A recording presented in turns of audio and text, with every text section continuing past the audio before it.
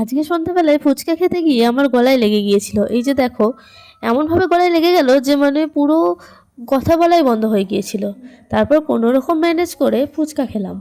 আর ফুচকাটা খেতে সত্যি খুবই টেস্টি ছিল। এটাই রতনপল্লীতে খেতে গিয়েছিলাম। রতনপল্লীতে অনেকেই ফুচকা বানায়।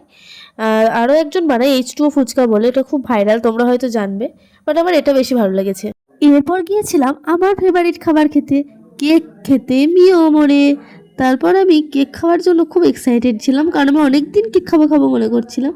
আর তোমরা অনেকেই জানো আমার কেক ভীষণ ফেভারিট খাবার।